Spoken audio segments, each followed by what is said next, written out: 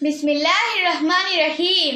Hello friends, Assalamu alaikum. Welcome back to Junior's Language Club at English with Arifamid. I'm Sadika from Chattogram. So friends, আমরা কিন্তু একটু খেয়াল করলেই দেখতে পাবো ইংরেজিতে এমন কোনো শব্দ নেই যা যে দিয়ে শেষ হয়েছে।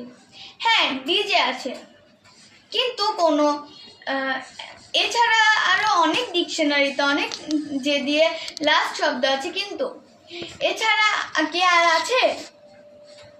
না, আমরা জানি দৈনন্দিন জীবনে ব্যবহার করি, যেটা আমাদের ডেইলি লাইফে ব্যবহার হয়, এরকম কিন্তু কোনো ওয়ার্ড নেই।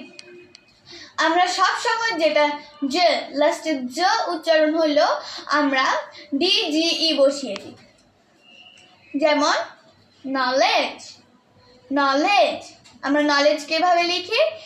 কে এন ও, নো এল ই, লে ডিজিই, যে নলেজ। দেখেছো, আমরা কিন্তু এখানে যেটাও বসাইনি, ডিজিই বসে গেছে। নলেজ, নলেজ অর্থ কি? জ্ঞান।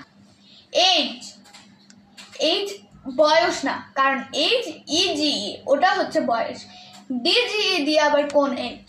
এটাই তো ইডিজিই, ইডিজিই। এজ প্রান্ত, এজ প্রান্ত।